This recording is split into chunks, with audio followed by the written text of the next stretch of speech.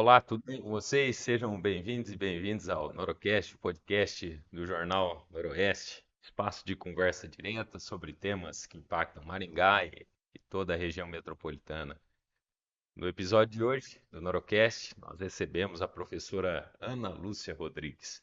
Ela que é vereadora pelo PDT em Maringá, reeleita para o mandato 2025-2028 e é pré-candidata a deputada estadual.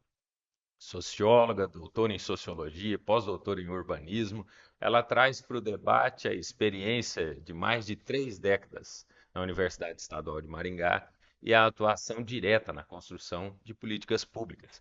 Reconhecida pela defesa da educação, dos direitos das mulheres e do direito à cidade, a professora Ana Lúcia foi responsável pela criação da Comissão de Educação e da Procuradoria da Mulher na Câmara de Maringá, além de protagonizar iniciativas pioneiras no enfrentamento à violência política contra a mulher.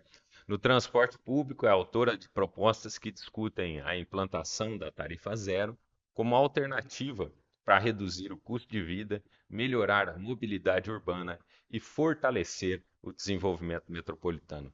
Ao longo dessa entrevista, ela fala sobre educação, mobilidade, políticas públicas, desafios da região metropolitana e os caminhos que norteiam sua pré-candidatura à Assembleia Legislativa do Paraná. Do mesmo partido do icônico Leonel Brizola, 1922 a 2004, a professora Ana Lúcia carrega uma tradição política marcada pela defesa intransigente da democracia, da educação pública de qualidade e também dos direitos sociais. O legado brizolista que tem na escola em tempo integral, na valorização dos trabalhadores, na soberania nacional, no fortalecimento do papel do Estado como seus principais pilares, segue atual e presente no debate político contemporâneo, especialmente diante dos desafios sociais urbanos e educacionais enfrentados pelas cidades e regiões metropolitanas do Paraná. O Norocast tem um oferecimento de Recanto Pet, onde você encontra o melhor para o seu fiel companheiro, medicamentos, brinquedo, banho, tosa, ração, busca e entrega seu animalzinho aí em qualquer lugar. Produtos com diversos descontos, entrega para outras cidades da região mediante o agendamento. Leve o seu animalzinho para conhecer em Recanto Pet, que fica aqui em Nova Esperança, na Avenida Rocha Pombo, 1266, no centro da cidade. Você também encontra a Recanto Pet no @loja Recanto Pet NE. Lá no Instagram é possível você encontrar a loja Recanto Pet. E se você precisar de mais informações aí, entre em contato através do WhatsApp, que é o 44 99763 5489.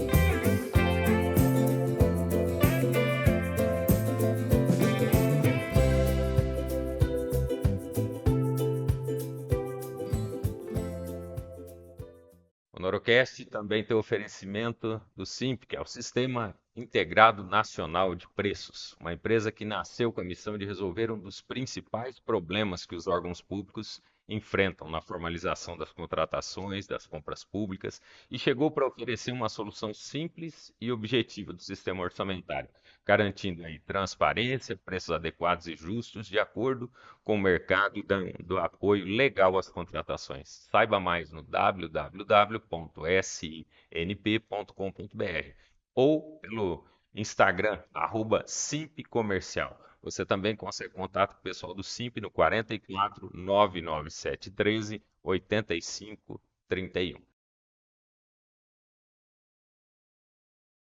O Norocast está no ar.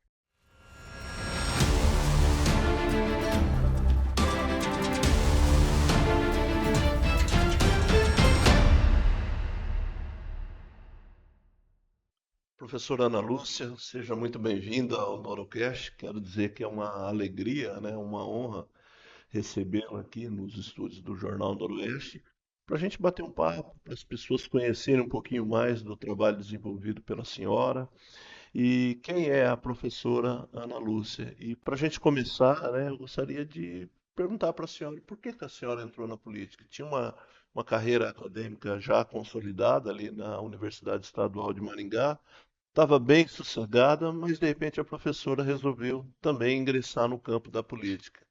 Muitos me fazem essa pergunta, eu diria que cada vez que eu vou responder, eu amplio, eu falo coisas diversas, porque são muitos fatores que me trouxeram, né? Antes de dizer por que que eu estou na política, eu queria agradecer a oportunidade de estar aqui, Alex, Antônio. É um grande prazer poder falar com vocês, poder falar de toda forma, falando com vocês, né, nesse podcast, falar com a população de Nova Esperança, né? Porque, de fato, nós precisamos refletir sobre nossa realidade. Nós precisamos saber que a política é o espaço para a gente diminuir desigualdade, é o espaço para a gente acessar os direitos, né, que muitas vezes não chegam ao conjunto da população, né? E a gente vive numa democracia que está inspirada, né, está sob o guarda-chuva da nossa Constituição, que é uma carta de direitos, né? A Constituição nos coloca obrigações, sem dúvida, mas nos coloca um conjunto de direitos. Nós vivemos num Estado democrático de direito. Por isso, é muito importante que a gente valorize a política, porque a política, em geral, a gente faz todo dia, toda hora, desde que bota o pé no chão, na hora que sai da cama. Mas a política partidária é a forma de a gente trazer segmentos da nossa sociedade para o exercício desses direitos, sabe? É a forma da gente assegurar orçamentos. Por quê?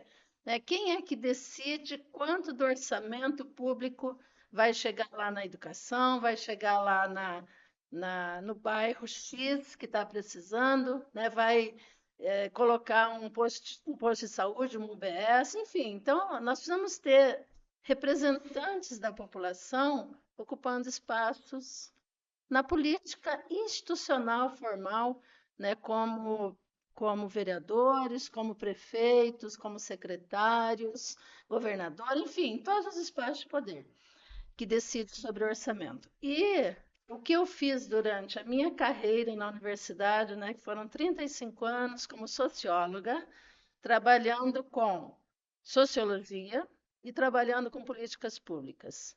E das políticas públicas indo muito para o planejamento urbano, né? Eu trabalhei durante toda a minha carreira diretamente ligada à população. Além de estar na sala de aula, é impossível uma socióloga, Alex, Zé Antônio, ficar na sala de aula, né? Por quê? Porque a nossa matéria se compõe principalmente da análise dos problemas da realidade, né? É importante a gente explicar que muitas das dores e dos problemas, das questões que fazem as pessoas sofrer não são naturais. Natural é a chuva, né? Os fenômenos da natureza, o sol se levantando, se pondo ao entardecer, a lei da gravidade, né? Se eu derrubar, pegar essa caneca e soltar, ela vai cair. Isso é natural. Agora, tudo que compõe a sociedade é construído.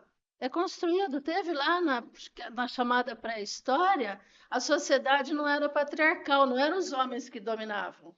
A sociedade era matriarcal, né? Quem dominava eram as mulheres, porque elas é que davam novos seres ao mundo, né? Então a mulher tinha um poder e as pessoas olhavam, nossa, essa pessoa consegue trazer um outro ser humano para a vida, e, portanto, com base na maternidade, a mulher lá na sociedade matriarcal, na pré-história, no que a gente chama de comunidades primitivas, né, ela tinha centralidade.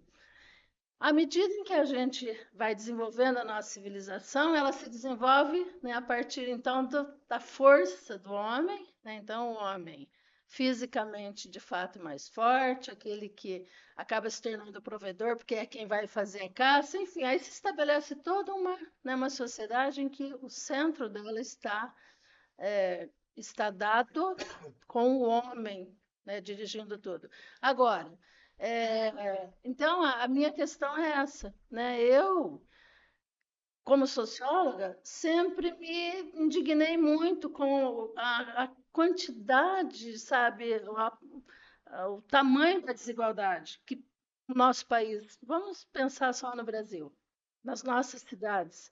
As nossas cidades são muito desiguais. E elas são desiguais porque, né, a riqueza está concentrada na mão de meia dúzia e para o resto da população resta, né, vender sua força de trabalho, resta encontrar um emprego para conseguir ter lá uma casa a duras penas, para conseguir comer, para conseguir ter benefício para os seus filhos, enfim.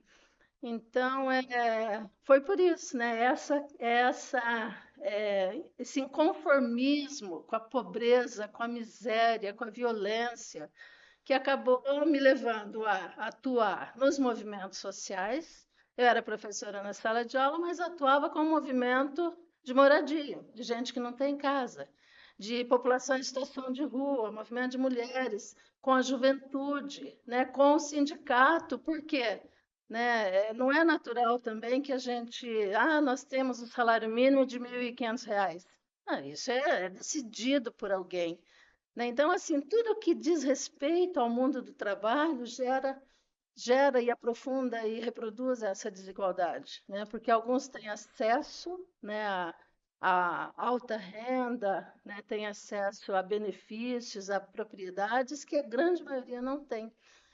Inclusive, eu acho muito legal, né, a gente pensar nas políticas públicas, e eu trabalhei muito, nós inclusive montamos na UEM, né, sob minha coordenação, um mestrado profissional em políticas públicas, né? Porque, de fato, numa sociedade desigual, né? Numa sociedade em que o orçamento é que vai definir se a pessoa vai ter uma saúde mais adequada, uma educação de qualidade pública, vai ter vaga, vai ter uma segurança, né, legal. Agora, o prefeito não pega o cheque e distribui para as pessoas. Isso já foi feito, né, em outros tempos.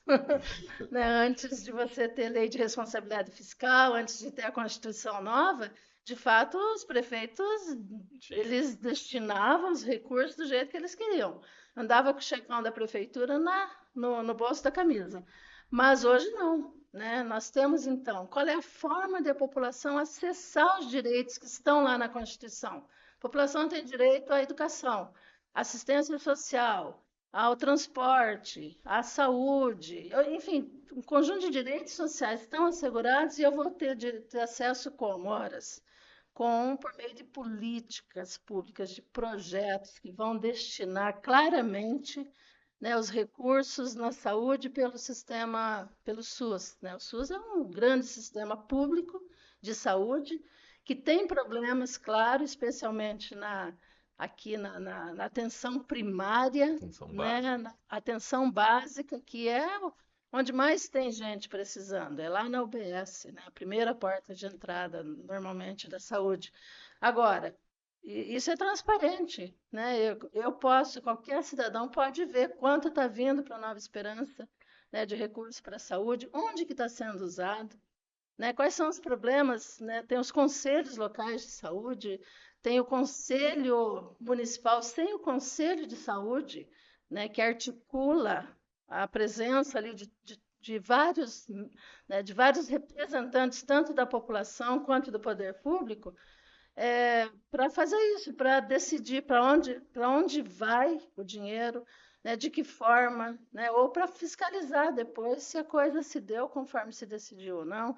Então, temos todo um controle social e eu venho fazendo parte disso, né, porque eu nunca fiquei só dentro dos muros da Universidade Estadual de Maringá. Eu fui para a luta com os trabalhadores, fui para, né, para a luta com a população que precisa de casa e, né, se tem um bem que nós precisamos hoje, vivendo nas cidades, que é fundamental, é moradia. Só que moradia é caro. Por quê?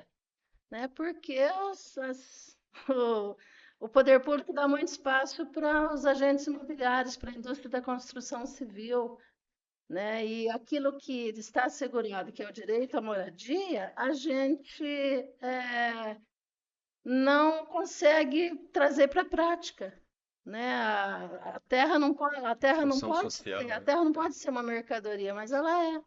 Ela é mercadoria, ela é objeto de negócios, as pessoas, né, os grandes empreiteiros, os grandes donos de construtora, os povo das imobiliárias, né? Você tem hoje a terra urbana como, sabe, um grande negócio que enriquece, Especulação o que tempo todo. constrói os maiores milionários desse país. Enquanto isso, né, a população não tem acesso à moradia. E fica na mão mesmo da especulação, né? Porque quanto mais a especulação imobiliária cresce, mais o mercado imobiliário ganha. E quem tem que dizer não a isso são os gestores, é o prefeito, sabe? É o governador, é o presidente da República. São os vereadores que não podem, sabe, deixar de participar da elaboração do plano diretor, que não pode se deixar cativar pelo mercado imobiliário, né, que tem um peso danado, né? A gente vê o tempo inteiro a função social da cidade, da propriedade, sendo assegurada na Constituição e a função especulativa continuar de verdade aqui no chão da cidade. Muito bem. Então, são essas coisas, né? Foi a minha atuação como professora e pesquisadora que me trouxe para a política, porque eu acredito na política como um espaço de diminuição das desigualdades. Professora, a minha pergunta ela foi mais uma pergunta retórica, viu? Porque a gente já conhece a atuação da professora no meio acadêmico. E se a política é a arte do bem comum, a professora já militava politicamente no ensino. Como nós também aqui militamos politicamente, não fazemos a política partidária, mas militamos através do nosso trabalho, que é a imprensa, que é o jornal, que é o podcast, nós também militamos na política. Isso. Não fazemos aquela política partidária, até porque o veículo de comunicação ele tem que dar voz e vez a todos. Mas, obviamente, que partindo do princípio que é a arte do bem comum, na academia a professora já praticava isso e trouxe agora para a política partidária, para a política pública mesmo, né? Sem Para dúvida. esse espaço de poder também que é o poder legislativo, né? E agora buscando também para o poder legislativo estadual como pré-candidato que a professora é. Sim, por causa, eu acho assim, é evidente que o parlamento, seja a Câmara de Vereadores, seja a Assembleia Legislativa aqui no estado do Paraná, com os deputados estaduais, seja a Câmara Federal com os deputados e os senadores, são espaços representativos, né? A população, ela tem a chance de votar no seu representante, né? Aquele que vai defender as suas necessidades, vai defender os seus direitos, né? E aí, nesse sentido, eu me sinto assim muito é, feliz comigo mesma, sabe, Alex e Antônio, porque eu levo para o parlamento todo o conhecimento que eu adquiri, né? Inclusive como servidora pública, a defender os serviços públicos. Essa conversinha furada, sabe, de diminuição e encolhimento do Estado, enxugamento da máquina pública. Gente, isso é discurso para acabar com os direitos das pessoas. O que que eu vou fazer com o dinheiro dos impostos que a gente vai continuar pagando se a gente diminui os serviços públicos? A forma de a população ter acesso à saúde pública é se tiver É recursos. aquela ideia do estado mínimo, né? Exato, estado mínimo, sabe? É um tiro no pé da população defender isso. É defender contra si mesmo, né? Uma ideia. Porque, ora, se eu estou defendendo estado mínimo, eu estou dizendo que a educação tem que ter menos professor, que a educação tem que ter menos qualidade, que a escola tem que ser mais precária, ela não pode. Eu defendo a escola que o Leonel Brizola defendia, uma escola para a população, sabe, para os filhos dos trabalhadores, que tenha grandes bibliotecas, que hoje tenha todos os equipamentos, que tenha piscina, que tenha cursos de música, sabe, em que a criança aprenda outras línguas. Eu defendo a escola para a população pobre, trabalhadora, a mesma que o povo rico consegue pagar na escola privada para o seu filho. Por que que os ricos não põem filho na escola pública? Porque ela não tem toda a qualidade que uma escola particular muitas vezes tem, né? A pessoa escolhe uma privada, uma escola privada, porque pô, lá o meu filho vai ter ensino integral, né? Lá ele tem inglês, lá ele pratica esporte, né? Lá ele tem as escolinhas de esporte dentro do colégio. E por aí vai, tem uma qualidade que ele diz: o meu filho tem que ter uma educação melhor que a do filho da minha empregada doméstica. Por quê? Então, assim, quando a gente defende Estado mínimo, a gente está defendendo isso, que o filho do rico que pode pagar tem uma educação boa e que reste para o meu filho que não pode pagar a escola privada, uma escola precáriazinha, uma escola mais ou menos, entendeu? E não é isso. O Estado mínimo, de fato, leva a isso, leva a diminuir a qualidade das estruturas, os prédios ficam ruinzinhos, sem manutenção, parece depósito de criança. A, a saúde, né, vai ter menos profissional. Como que a gente faz saúde sem gente atuando, sem profissional comprometido, sem terceirizar o serviço? Nós temos que ter profissionais, servidores públicos, que as pessoas comecem, inclusive, a reconhecer. Eu sei que aquelas pessoas são a equipe que trabalha naquela UBS, a saúde da família, né, a saúde comunitária, aqueles que vêm me atender na minha casa. E os Quer dizer, vínculos, né? sim, eu preciso ter servidor público, bem pago, valorizado, porque também não adianta, né, a gente deixar, por causa do Estado mínimo, do encolhimento do Estado e da máquina pública, desse discurso neoliberal que atende os ricos e arrebenta com a vida dos pobres, eu não posso deixar isso prosperar como pobre, como trabalhador, né, como alguém que é assalariado e depende do salário, porque eu preciso ter esses serviços bons. Né? Como, não adianta eu reclamar, eu tenho que reclamar. O serviço está ruim, eu tenho que reclamar.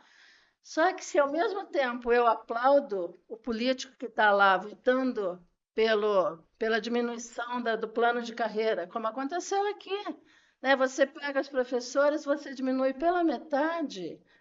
Os vereadores acabaram de fazer isso, diminui pela metade, né, os benefícios salariais, né, que elas teriam no âmbito da promoção no plano de carreira. Então, quer dizer, se eu vou ganhar, vou uma letrinha aí no plano de carreira sei lá, aumentaria 6% o meu salário, eu acho que vai aumentar a metade, 3%. Eu não me lembro se o índice é esse, mas eu acho que é. Então, não, ao contrário, né? Eu preciso manter servidores públicos com formação continuada, sabe? Seja na segurança, né? O governador Ratinho vive falando, né? Fazendo marketing. Eu acho que publicidade faz parte da gestão pública. Tem que dar publicidade, mas não fazer marketing da gestão pública, propaganda. Propaganda quem tem que fazer é a loja Pet que vocês fazem aqui. Ela precisa fazer propaganda. A empresa né, que vai se promover e tal. Isso sim. Agora, o poder público, o Estado, o senhor Ratinho faz propaganda, mas ao mesmo tempo não investiu, por exemplo, em efetivo para a segurança pública. Não tem, o efetivo é o mesmo de 30 anos atrás. Então tem que ampliar os servidores, ampliar sabe, o conjunto dos servidores. Para isso tem que ter recurso assegurado. É, e, enfim, sabe, é disso que se trata, né? Eu faço sempre essa defesa, a defesa dos servidores. Lá em Maringá, o prefeito, buscando economizar uns centavos para sobrar dinheiro livre para ele fazer os negócios dele, ele ampliou tempo de aposentadoria em 7 anos para as mulheres. E ainda foi extremamente injusto com as mulheres. Para os homens, ele ampliou 5 anos, para as mulheres, 7 anos a mais. Quem ia se aposentar daqui a 3 anos já não vai mais, vai se aposentar daqui a 7 anos. E com isso, é dinheiro a menos que ele vai colocar no Maringá Previdência. Sabe assim, é absurdo isso. Absurdo você diminuir, né, sejam os equipamentos de saúde, educação, segurança e toda a estrutura pública, assistência social. Gente, numa sociedade de gente empobrecida, a política de assistência é fundamental, né? Dos quase 30 mil moradores aqui de, De Nova desculpa, de Nova Esperança. Esperança, a gente tem quase 30% das famílias no Cade Único, ou seja, são famílias que estão na linha da pobreza.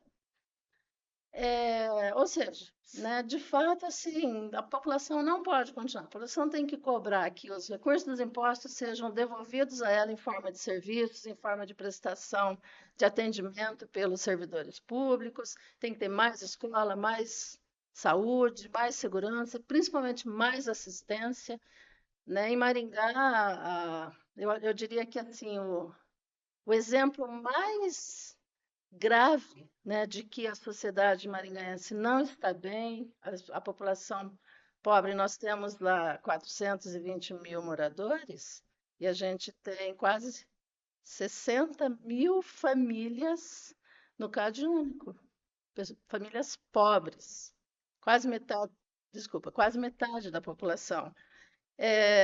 E, ao mesmo tempo, a gente vai ver o orçamento anual, né? Não aumentam os recursos para o orçamento de políticas de assistência social, né? A saúde e a educação têm gravado, é constitucional, né? 25% do recurso do orçamento tem que ser para a educação e 15% para a saúde, no mínimo. Pode ter mais. Mas as outras políticas não. Então você vê, né? A Secretaria da Mulher, legal, tem que ter um conjunto, sabe, de políticas para as mulheres, porque a violência contra a mulher é uma epidemia no nosso país e aqui também. Portanto, o recurso não pode ser só para pagar a folha de pagamento, tem que ter a secretaria, mas não pode ser só para pagar a folha de pagamento. O orçamento tem que ter dinheiro para fazer as políticas, os projetos, para atender, para construir a rede de proteção. Ou seja, né, infelizmente, a população vem elegendo pessoas que podem até fazer um discurso aí, né, porque eu vou fazer isso, vou fazer aquilo, mas na verdade a pessoa não defende a população, né? Na verdade, a maior parte dos gestores, dos deputados estaduais, dos deputados federais, votam contra o povo o tempo inteiro, tempo inteiro. Agora, eu acabei de passar aqui no que vai ser a pegadinha do pedágio, né? Uma surpresa. E aí me lembrou o seguinte: eu estou vendo deputados estaduais descaradamente criticando o pedágio, como se ele não tivesse ido lá bater o martelinho. Ele apoiou o governador na privatização das nossas rodovias, na implantação dos pedágios, que ainda começa com um valor relativamente baixo, mas daqui a pouco, com o tal do degrau que eles botaram, vai ficar impagável o pedágio no Paraná. Vai ser terrível para a nossa economia, para a nossa população. Mas eu estou vendo deputados estaduais que votaram a favor, que, sabe, o tempo inteiro defendendo uma ação como essa, agora vai para a rede social, vai para as entrevistas e diz que é um absurdo o que está acontecendo, porque esses pedágios automáticos. Uai, ele votou nisso.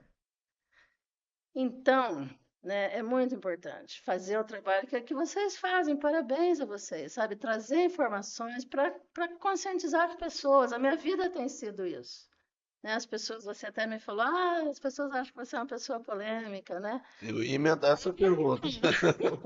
Posso complementar? Eu estive numa cidade aqui da região e falei, ó, vamos gravar com a professora Ana Lúcia Rodrigues, de Maringá, vereadora, e depois vamos gravar com um conterrâneo seu aqui. Daí a professora Ana Lúcia é uma pessoa polêmica. Daí nos leva a refletir, né? E eu quero que a professora responda. A professora é polêmica? É uma pessoa polêmica? Responda. Não esconda nada. Alex, se polêmica é uma pessoa que não aceita a desigualdade social, não aceita as injustiças, o crescimento da violência, o feminicídio, né, que a gente vê em relação às mulheres crescendo, né, infelizmente, eu sou polêmica. né? Se você não baixar a cabeça para essa realidade, que não é legal para a maior parte das pessoas, não é. As pessoas vivem em situação de sofrimento, sabe? Elas têm dificuldade de ter acesso à moradia. Se elas não têm a moradia, elas pagam aluguel que consome boa parte da sua renda familiar. Elas vão para a educação pública, botam seus filhos e a gente tem que cobrar que a escola pública seja a melhor possível. Não pode que o nosso filho dos trabalhadores, os nossos filhos dos trabalhadores não tenham, como eu falei, uma educação boa como tem a educação da elite. Ela fica doente, ela é quando ela mais sofre, porque a saúde não funciona em lugar nenhum. Mesmo uma cidade como Maringá, que tem um orçamento um pouco melhor, ainda assim a saúde é um drama, né? E no momento, e a saúde básica, principalmente. Se é de complexidade maior, é mais tranquilo até ter acesso, né? Numa emergência, numa questão mais grave. A pessoa tem mais atendimento do que nessa básica que todo mundo tem dor de barriga o tempo inteiro, né? E precisa de atendimento nesse básico também, para ele até não evoluir, né? Eu começo com um probleminha menor, eu tenho que tratar para não evoluir para alguma coisa mais grave. É, então, é por aí, né? Eu, de fato, acho que tem muito a melhorar, tem muito a melhorar. Então, eu não tenho como ser alguém, né, que não é polêmica, porque eu faço a crítica mesmo, né, da sociedade o tempo todo. Ô, professora, e como que, já falando de polêmica, né? Como que a professora enxerga a polarização política aí no Brasil? Olha, a polarização, ela é terrível, terrível, porque ela impede, né, alguém que defende A e o outro que defende B, né, ambos se tornam intolerantes um com o outro, né? Para mim, esse é um problema muito grave. Aquele que não gosta do que eu defendo, né? Eu gosto daquele político, daquele intelectual que, não concordando comigo, vem fazer o debate comigo, vamos conversar. Mas quando você polariza no nível que nós chegamos, não tem conversa, sabe? É ataque em cima de ataque, né? Eu, inclusive, ontem participei de uma audiência vinculada a um boletim de ocorrência que fiz, né? Por ofensas na internet. Né? Na internet, inclusive, isso aparece muito, mas as pessoas se sentem muito liberadas para falar o que quiserem, né? Parece que ainda, Que estão né, protegidas, né? Assim, têm protegidas, liberdade na olha, eu tela, né? estou aqui na telinha, eu falo o que eu quero. Isso dá mais liberdade, sim, né, para as pessoas falarem, às vezes, inclusive mentiras, né, reproduzir coisas absurdas, absolutamente anti-conhecimento, contra a ciência, sabe? Tem gente que ainda nega a vacina, né? Então, assim, tem gente que não tomou vacina, mas nós tivemos 800 mil mortes nesse país. Não fosse a vacina, teria sido uma tragédia, uma tragédia. E tivemos 800 mil porque o então presidente Jair não enrolou para fazer, né, a aquisição e a produção das vacinas, a distribuição. Olha Manaus o que virou, né? E todo o país, 800 mil pessoas, é muita gente morta sob a responsabilidade de um gestor que falhou totalmente. E tudo isso está vinculado, sabe, a essa polarização. Eu acho muito ruim. Eu acho que todo mundo que está sabe, nos Nos polos, extremos. seja nos extremos, ninguém tem razão nos extremos, né? Porque se a gente vai a fundo nos extremos, o resultado é a guerra. Quando que rola a guerra? Quando você tem posições extremas que não se conversam, não negociam, não chegam a um consenso, e aí resta a violência, a barbárie, a guerra, né? E o presidente dos Estados Unidos hoje é um defensor da guerra. Por quê? Porque a economia norte-americana, a principal fonte do PIB deles é a indústria armamentista. Eles precisam gerar guerra para vender armas. Né? Isso é basicamente econômico. né? Então é a economia o motor da história, né? Alex gosta do Karl Marx, mas é isso mesmo. A economia é o motor da história. Às vezes você acha que tem, o cara até faz uns discursos mais elaborados e tal, mas no fundo, é a busca de negócio, sabe? De venda, de incrementar a economia que está levando gente a morrer, e para eles gente não tem importância. E eu sou eu sou assim, eu gosto de gente que gosta de gente, sabe? Porque as pessoas, ao fim, é o que importa, né? Que deveria importar para todo mundo. Mas a polarização é muito terrível, porque ela cria conversa de surdos, né? Conversa de gente que um não ouve o outro e não tem jeito.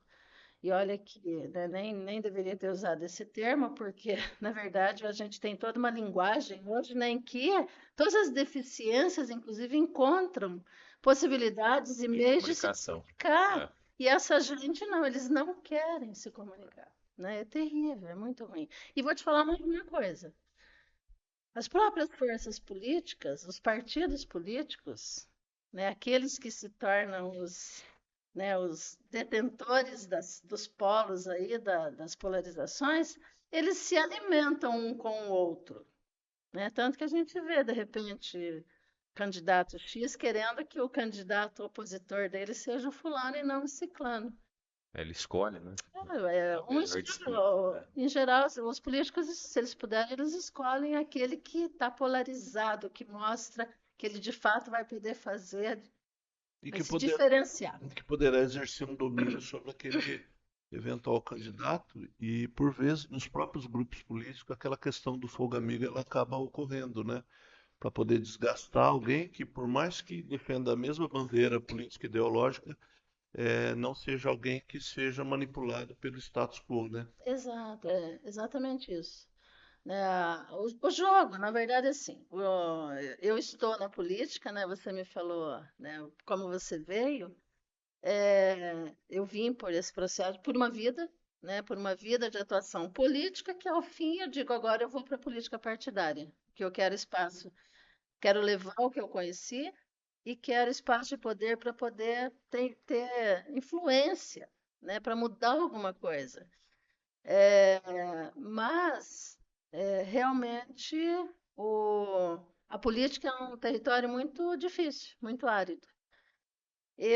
O jogo político, quando ele é determinado, ele tem regras, né? Então, quando a gente está no âmbito das regras, é tranquilo você fazer esse jogo. O duro é o jogo baixo, né? É o que você está falando, é o fogo amigo, são as trairagens, né? São os acordos não cumpridos. Por exemplo, eu votei na atual presidente da Câmara de Maringá, porque nós fizemos acordo, sim. Acordo Não é não pejorativo, é né? pejorativo, não, porque você tem que escolher pessoas, as pessoas têm que se Sim, comprometer com aquilo que você defende, sim. né? Então, olha, eu vou votar em você, Alex, mas é o seguinte, eu estou na Procuradoria da Mulher, que eu sou procurador da mulher, eu quero essas condições dessa forma como tem sido até hoje, ok? Ok. Meu acordo, inclusive, para votar na atual presidente foi esse. E ela não cumpriu, né? Então, assim, é, eu acho muito ruim isso, porque a política, né, ela é um território difícil, ela é dura e ela é um espaço, principalmente da conversa, sabe? Dos arranjos, da busca de estabelecer consenso. Eu não estou ali para fazer, para ir às vias de fato com ninguém, não. Degladiar com ninguém, né? Sabe, eu não vou para ofensa pessoal, eu não entro em questões, né, que não tem a ver com o que a gente estiver tratando, mas eu cobro que o jogo político seja honesto, seja claro, seja aberto, né? E eu vou te falar a verdade, muitos políticos que se mantêm aí há muito tempo na política cumprem os acordos. São pessoas que conversam, sabe? Uma coisa que eu não suporto hoje são esses politiquinhos menores que estão na política e ficam negando a política. Estão na política, descendo a lenha na política. Meu, tá fazendo o que aqui? Vai, volta pro seu. para o seu negócio privado, sabe? Não venha fazer a política, sabe, de forma robusta, a grande política. Não. Então a gente tem muito hoje desses aí, sabe? Que são esses que são neoliberais, que defendem a diminuição e encolhimento do Estado, que veem a gestão pública como gestão privada. Não é, é totalmente diferente, sabe? É diferente. Então, eu gosto muito da política, mas eu o tempo inteiro, né, eu luto para que a gente faça a grande política e não a politiquinha diminuída de, sabe, de acordinhos escusos e de trairagens. Essa ideia do Estado mínimo realmente é algo que é uma falácia, né? Porque um país de tantas discrepâncias sociais e econômicas como o Brasil, não há espaço para você ter um Estado fraco, um Estado enfraquecido, né? O Estado tem que estar presente na vida das pessoas. E a professora fala muito dessa questão do liberalismo econômico, dos neoliberais, né? Aquela ideia lá de Adam Smith, né? Que é a mão invisível que vai regulando o mercado, que isso vai fazer proliferar cada vez mais são os especuladores imobiliários. Aí a professora falou, o Alex cita Marx e tal, mas o Marx, na verdade, ele, com o Capital, ele faz uma crítica Sim. a todo esse sistema, divisão social do trabalho, divisão manufatureira do trabalho, ao sistema, né? Ele está criticando o livro A Riqueza das Nações do Smith, porque ele entende que não é daquela maneira que o Estado deve conduzir as coisas. Mas a minha pergunta, professora, o legado do Brizola continua vivo hoje? O Brizola era cunhado do Jango, né? Do João Isso. Goulart. Sim. Depois ele foi exilado, né? Por ocasião do golpe militar de 64. Muitos daqueles que apoiaram o golpe também depois viram que não era algo provisório, né? Como não foi também com o Getúlio, com a Revolução de 30, né? 30 Que anos. o Getúlio ele vem para ficar um período, depois ele inaugura a Era Vargas, né? Ficando 15 anos no poder. E o Brizola, ele continua vivo, os ideais dele continuam vivos através do PDT. A gente sabe que os partidos muito longevos, eles acabam mudando um pouco ao longo do tempo o seu fisiologismo, a sua maneira de encarar a política.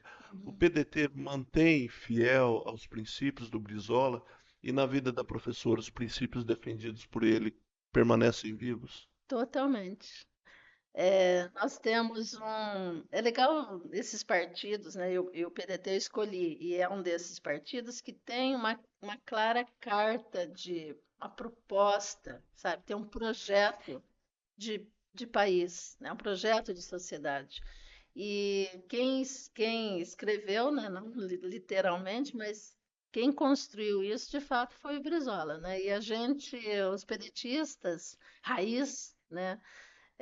Nós temos assim muitos que inclusive tomaram chimarrão com Brizola, né? Esses que são bem assim que não tem muito a nos ensinar. Eu cheguei há pouco, né, no partido, mas a gente gosta muito. A juventude também, a nossa juventude.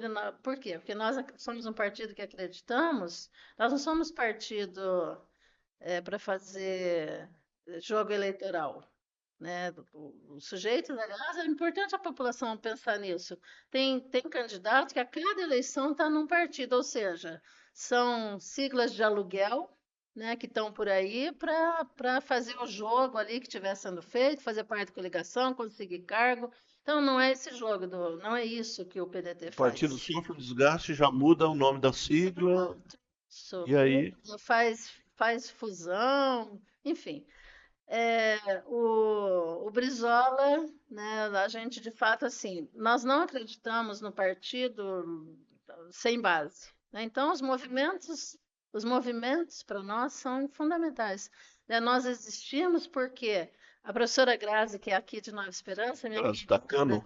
Grazi Tacano, a Grazi, ela foi candidata a deputada federal na eleição passada. Ela foi a única candidata do PDT que fez, no mínimo, um voto em cada um dos 399 municípios do Paraná. Incrível, assim, né? Ela fez votação em todo o Paraná, né? A Grazi está lá, ela é a presidente da nossa ação da mulher trabalhista. Então, é ela que cuida né, das ações, dos eventos, da formação, né, de construção de candidaturas para que quando chegue as eleições, nós não vamos sair jogando a rede para ver se pesca alguma mulher, né? Nós estamos formando um conjunto de mulheres para que elas sejam candidatas preparadas, é, assim como todos os demais. Nós temos o movimento de igualdade racial, o PDT Diversidade é extraordinário. Hoje nós conseguimos na construção verdadeira com base da chapa no ano passado, nós elegemos 3 vereadores em Maringá, né? O que é um feito, porque somos a segunda bancada, né, da Câmara. E a minha suplente, né, é a Mãe Gi, que é uma liderança, né, da religiosa, mas também é uma mulher negra, né? Então, a gente lida com a nossa realidade, do jeito que ela é, com os movimentos. A juventude é super importante, enfim. E aí o Brizola, né? Ele é a pessoa que decide. O partido não existe no alto, ele existe na base, né? E nós temos base, a gente vai construindo e vai elegendo pessoas comprometidas. E eu vou te falar a verdade, quando eu sou a coordenadora regional do PDT, presidente do diretório municipal e vice-presidente do PDT no estado, agora junto com o nosso querido Maurício Requião Filho, né, pré-candidato a governo do estado. Né, vamos lembrar que o Requião Filho, né, ele está pré-candidato e ele é o segundo colocado em todas as pesquisas, né, o tempo inteiro, assim, o nome dele se firmando. E eu, né, como presidente e coordenadora regional, chegou um momento quando eu assumi, há 3, 4 anos atrás, eu tirei o partido da mão de determinados grupos que estavam lá há muito tempo, donos do partido, não tinha nada a ver com o nosso projeto partidário, pois não interessa que o cara já tinha sido prefeito, ele foi retirado o partido das mãos dele. Porque a hora né, de fazer a atuação, ele atuava como a direita, atuava no Estado mínimo, atuava contra os trabalhadores. Então, não, meu filho, isso para nós não serve. Né? E nós não somos radicais. Não estou aqui dizendo, porque eu não quero saber de gente que não é de esquerda. Não é isso. Né? Nós estamos vinculados no campo aí partidário, no centro-esquerda, sem dúvida. Agora, fazemos, né, toda a conversa que tem que ser feita agora. Está vereador, está assumindo um cargo na gestão, tem que atuar para que o nosso projeto partidário seja implantado, para que o sonho do Brizola de ter a educação para os pobres, as famílias dos trabalhadores, os filhos dos trabalhadores, seja tão boa quanto a do filho da elite, seja verdadeira.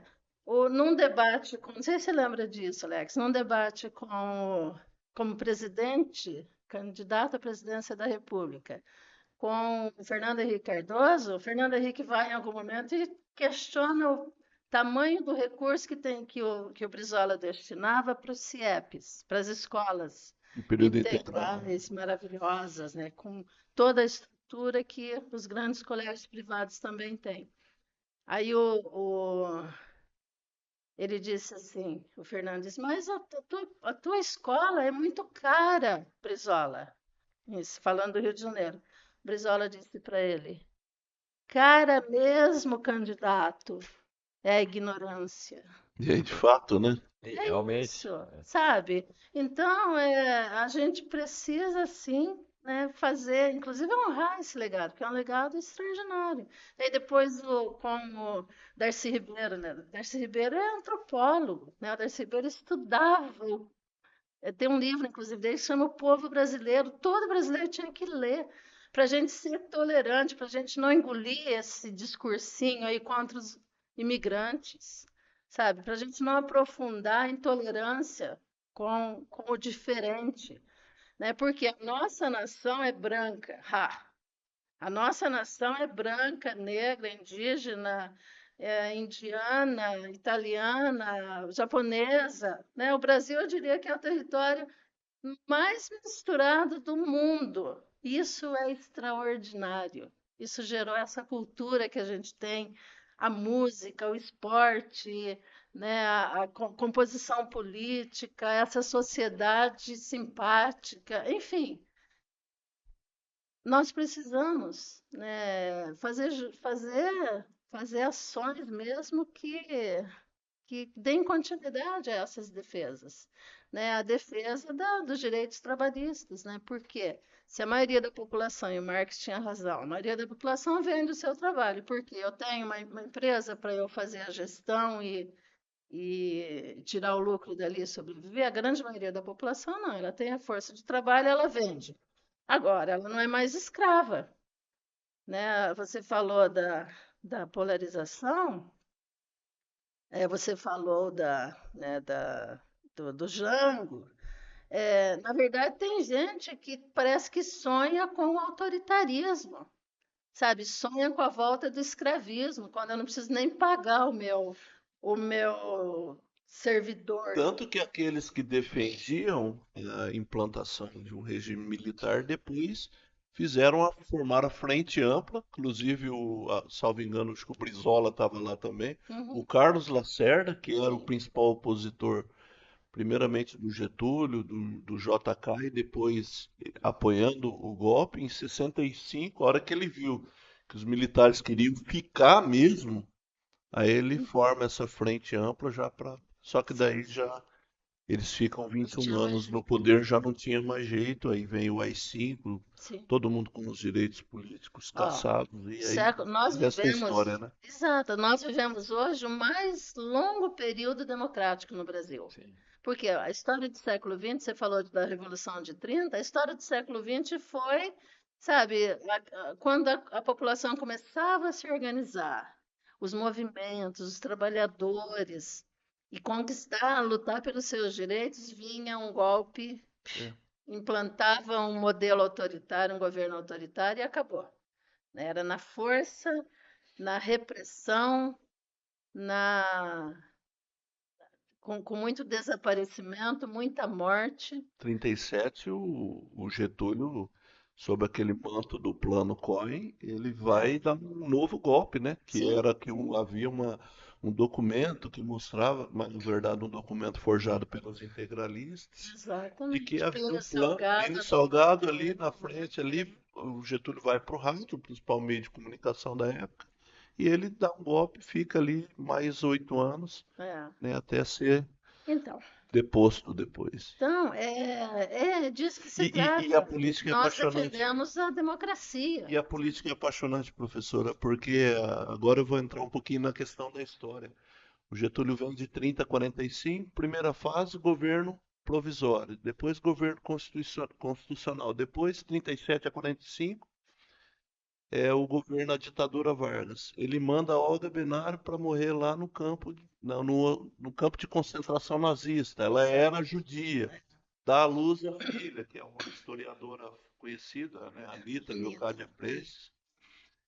Manda o amor da vida do Luiz Carlos Prestes para morrer na Alemanha. E em 50, quem que está no palanque apoiando o Getúlio Vargas? Luiz Carlos Prestes. Pois é. A política é pragmatismo. É. Sim, porque quando Getúlio significava então um avanço, né, aquele que sempre defendeu, né, o Brasil, a democracia, né, o nosso desenvolvimento, ele vai para o palanque, né, e não Porque é um bem é, maior. exato, é pelo bem maior mesmo. Então, a política é esse campo. Às vezes a população fica um pouco confusa com isso, né? Fala, nossa, mas é, né, essa pessoa sempre esteve contra, né, fulano e agora está lá na mesma chapa, né? Só que quando é pelo bem maior, nem sempre é. Às vezes são negócios escusos mesmo, que de fato, e é isso que acaba ficando para o povo, né? Mas também tem muitos arranjos políticos que têm a ver com, né, com realmente possibilidade de eleger, para que, né, o bem maior seja alcançado, Eu né? quero aproveitar e fazer uma pergunta e emendar, né, fazer Uhum. duas, na verdade. O PDT, ele tem um projeto hoje claro para o Paraná, e nesse projeto, se tiver esse projeto aí, claro, para o Paraná, a pré-candidatura da professora Ana Lúcia, ela dialoga também com lideranças regionais? Essas duas Sim, perguntas sim. aí, dentro dessa parte histórica do que é o PDT, se o PDT realmente tem esse projeto e essa pré-candidatura da professora. O nosso pré-candidato, o Requião Filho, está inclusive fazendo andanças pelo estado, né? Porque certamente nós temos essas linhas básicas do nosso projeto, mas a gente precisa ouvir muito, né? Conhecer muito da realidade dos locais, etc. E o Requião está fazendo exatamente isso. Mas o básico é esse, né? Por exemplo, a, a educação, né? Aquilo que tem sido feito da educação é inadmissível. A educação do Estado hoje está plataformizada, né? Você não tem quase o professor com protagonismo mais no processo do aprendizado, né? Porque o governo Ratinho, ele aposta nesses sistemas educacionais, ele empresariou totalmente a educação, ele está na linha de privatizar, inclusive, já está privatizado a, Ele é, as secretarias, né? Os sim, colégios mesmo, exato. você tem vários serviços já todos privatizados, e o próximo passo é o docente, né? Só falta colocar agora docentes na educação que são empresas contratadas.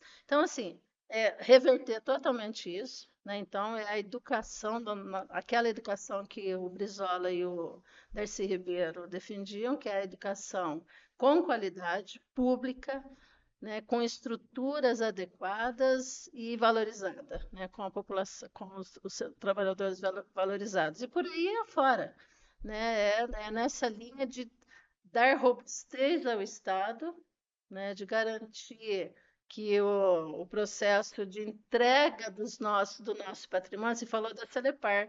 Gente, olha o absurdo que é privatizar a Celepar, a entrega dos dados da nossa população para a empresa privada fazer o que quiser, fazer negócios com os meus dados, com os seus dados. Privatizou a Copel.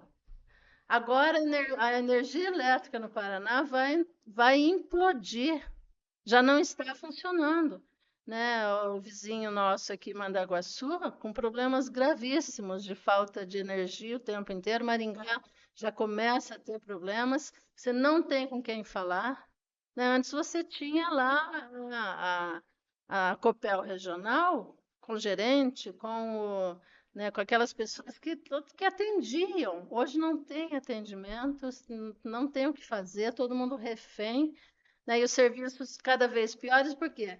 O governo privatiza, pega o nosso bem, que é a Copel, a Sanepar, e entrega para um grupo de acionistas.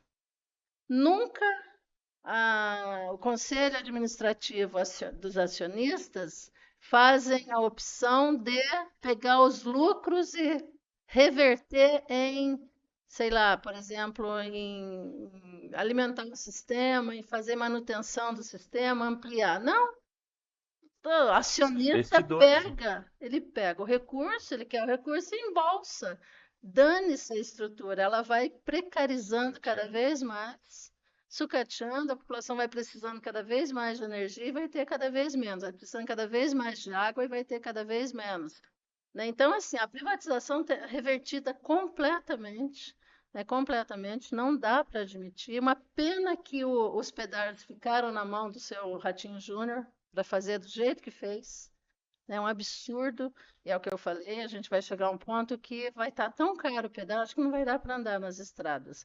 Então, vai nessa linha. E no meu caso, né, e vocês conhecem um pouco da minha trajetória, eu trabalho com a região metropolitana, né? Eu coordenei o núcleo, o Observatório das Metrópoles, e a gente trabalha não pensando na cidade polo, né? Mas pensando que nós temos que ter uma política regional né, em relação a esses espaços metropolitanos, para a gente dar conta de problemas que não são só de Nova Esperança, não são só de Maringá, mas são dessa integração que os nossos municípios têm. Né? Então, se nós temos hoje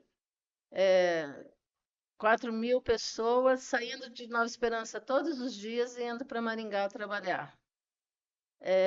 Nós temos que ter uma política integrada de mobilidade, de transporte. Né? Não dá para você ter uma região que está integrada e não ter políticas para atender a esse território regional. Né? E nós temos o Plano de Desenvolvimento Urbano Integrado. O Plano Metropolitano foi feito porque o governador Ratinho era obrigado a fazer, fez de qualquer jeito, e de fato não atende os problemas comuns, né? Não resolveu, não respondeu os problemas comuns. E eu lido muito com isso. Então, eu quero. Essa é uma bandeira minha que eu acho super importante. Nós temos que trabalhar os problemas comuns e criar políticas, criar ações, botar orçamento para resolvê-los. As universidades, né? Eu sou professora universitária. Me aposentei como tal, mas professora vai ser professora até na hora da morte. Né? A gente se identifica. Eu sou professora. As universidades estão abandonadas, o ensino superior, sabe, também na mesma linha. A gente não tem mais concursos públicos. Né? Em 8 anos de governo, a gente tem setores da UEM que o último que saiu apagou a luz.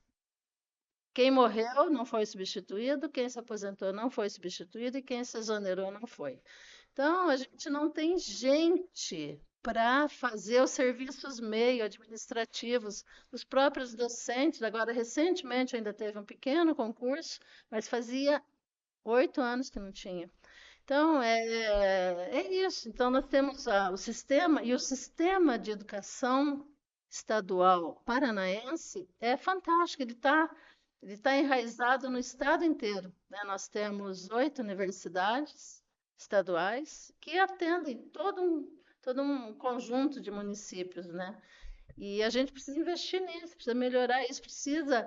A universidade pública está no estado está tão abandonada que, às vezes, quando uma criança, um adolescente, um jovem pode escolher se ele vai fazer o EM ou vai fazer uma privada, ele escolhe a privada para pagar e ele não vai para a universidade pública. Chegamos a esse ponto. Chegamos ao ponto de a gente ter turmas, abre vestibular com 40 vagas, não completa 40 vagas. Isso é inadmissível.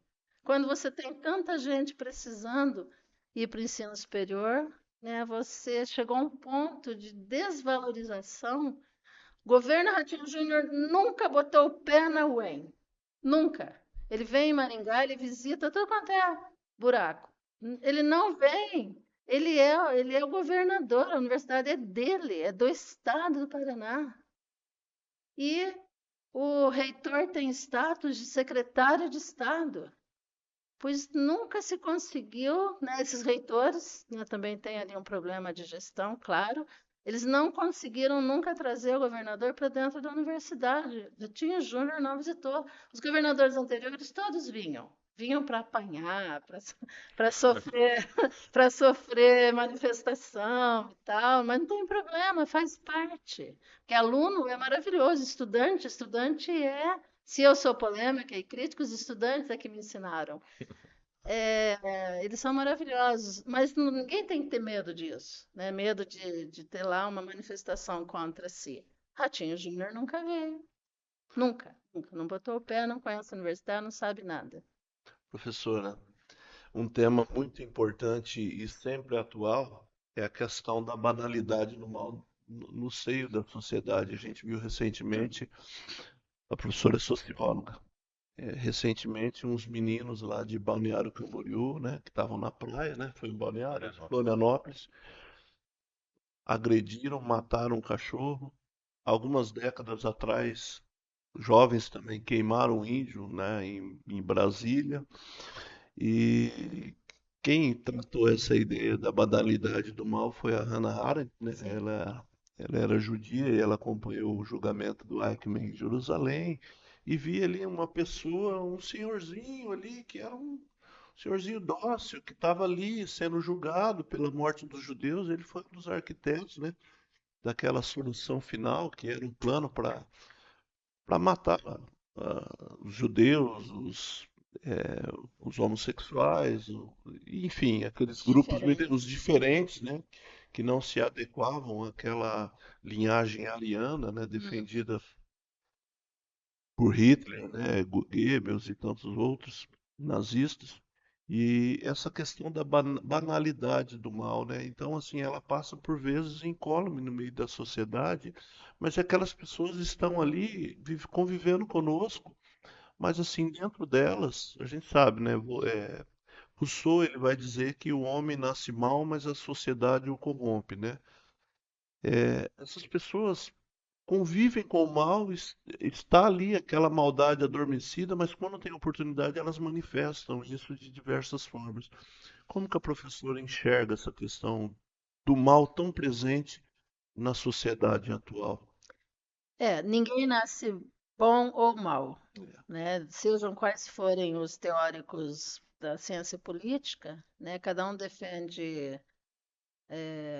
O Hobbes já dizia, né, que o O ser homem, humano, o homem é lobo, mau, é lobo do homem, e ele é assim antes e prossegue assim. E o Estado tem que ser alguém que vai regular isso. Tem que ser é, o, o regulador. o Leviatão É, forte, né? isso.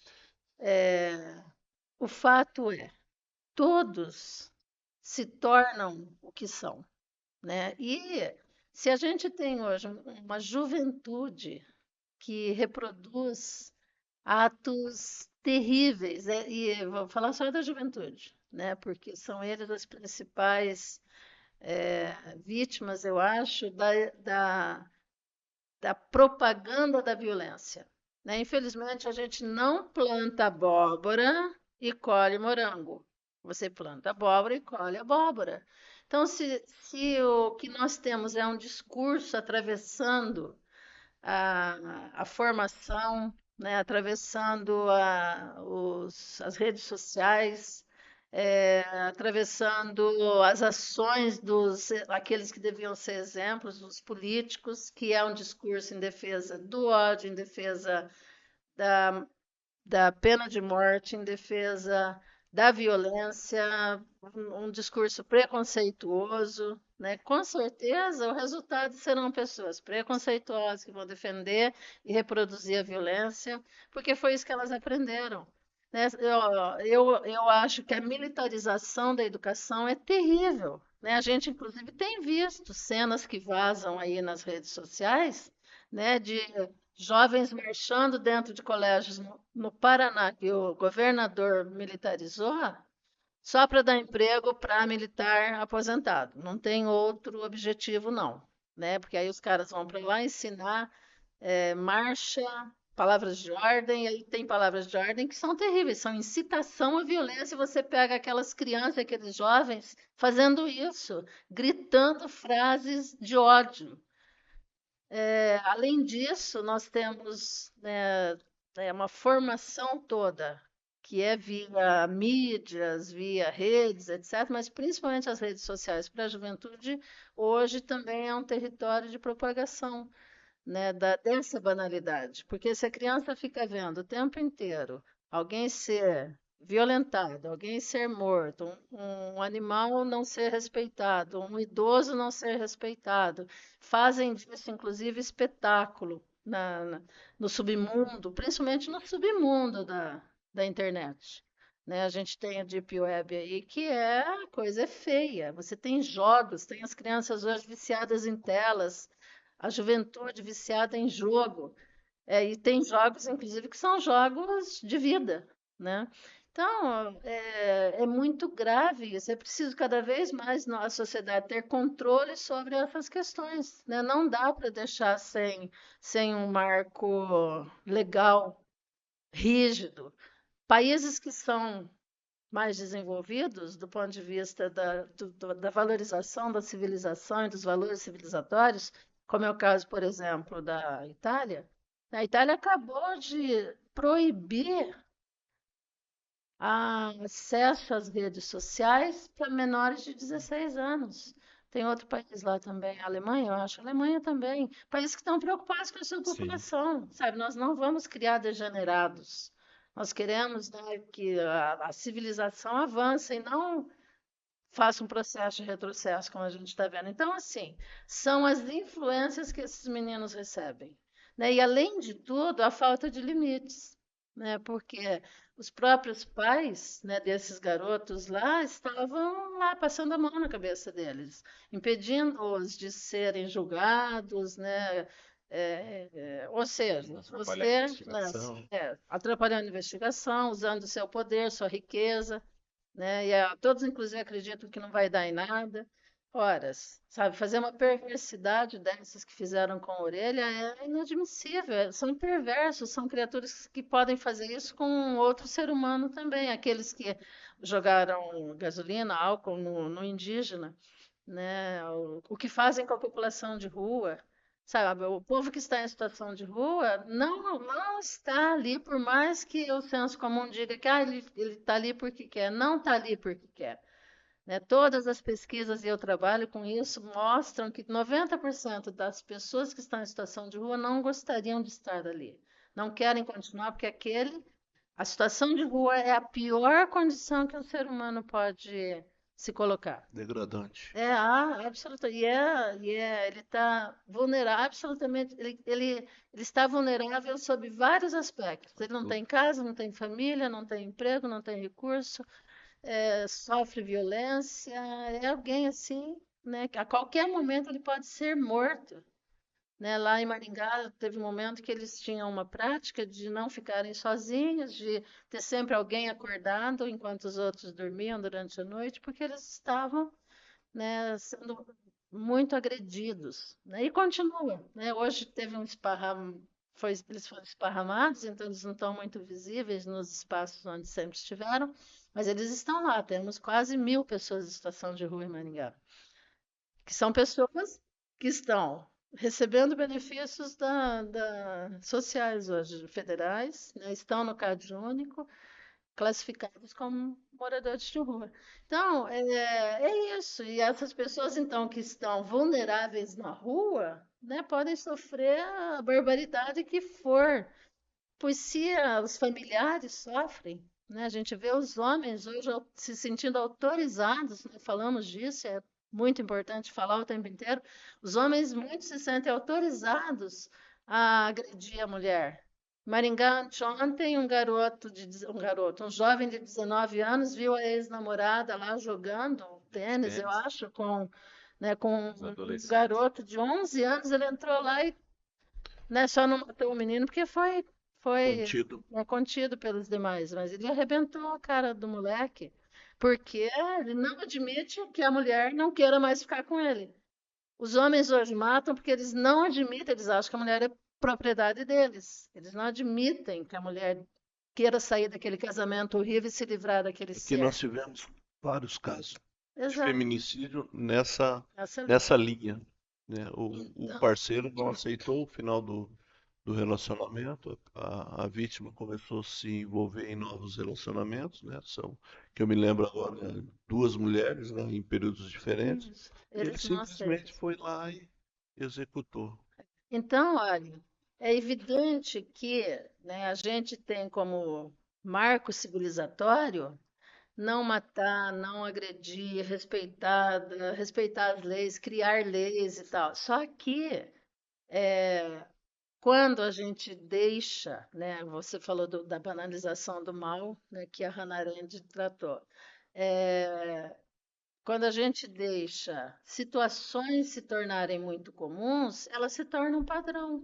Porque assim, a sociedade é o que eu falei, a lei da gravidade não vai mudar. Mas a realidade social nós estamos construindo. Hoje a gente defende esses valores civilizatórios. Eles podem se alterar, porque alguma coisa que começa a se repetir muito se torna o padrão da Se torna padrão. sociedade. Se a sociedade assimilar o mal, Naturaliza. a violência, naturalizar, passar a acreditar, a gente volta para a barbárie.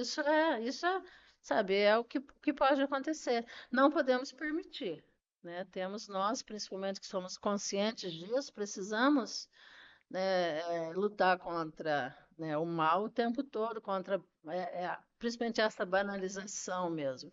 Mas ela pode prosperar, pode prosperar. Vamos lá, Zé. Todos- Emendar a última pergunta para o professor. Não, qual que é Vamos a caminhar já. mensagem que a senhora gostaria de deixar para Nova Esperança e toda a região, até mesmo da sua pré-candidatura, conhecendo mais a professora, ouvindo suas ideias? Deixa aí, fique à vontade para deixar aí sua mensagem final. Muito obrigada, né? Eu gostaria de dizer que eu sou uma pessoa, né, muito otimista porque nós temos uma Constituição que garante direitos. Agora, a mensagem que eu acho que é muito importante é, primeiro, contem comigo, né? Eu estou nas redes sociais, @proanalúcia, né? Estou à disposição para conversar, fazer encontros, reuniões, para fazer encaminhamentos, né, sei lá, de demandas. Apesar de ser em Nova Esperança, né, eu trabalho muito com algumas cidades da região, porque Sim. os temas que eu trabalho, especialmente com a violência contra a mulher, é muito recorrente, é igual em todo lugar, né, então os encaminhamentos que eu indico são sempre, seja em Nova Esperança, seja em Mandaguaçu, seja em Paysandu, Maringá, é a mesma coisa. Então, estou à disposição. Além disso, né, eu sempre friso isso, é muito importante. Nós precisamos lutar pelos nossos direitos.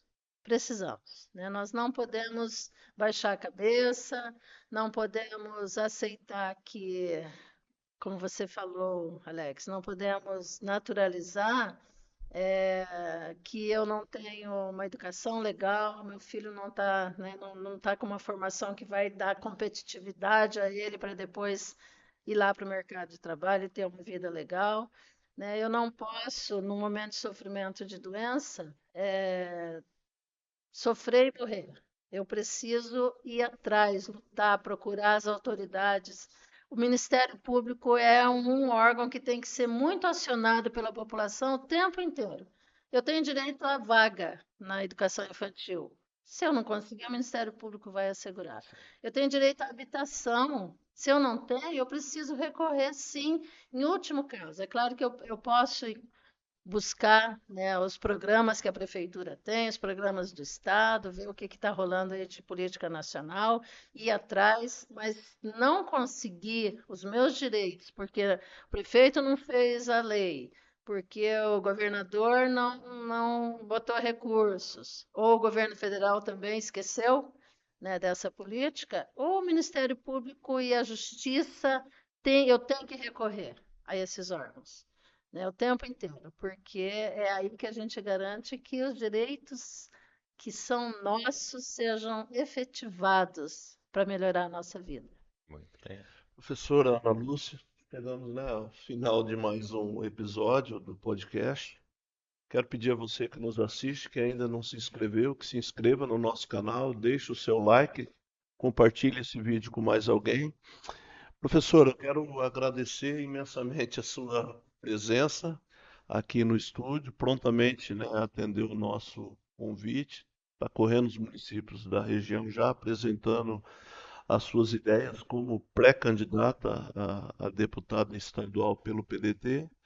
Quero enfatizar que foi uma honra gravar com a professora e é sempre muito importante, né, fomentar o debate, que essa é a nossa missão. Deixo o espaço para suas considerações finais. Eu é que preciso agradecer, né, e dizer que a honra foi minha.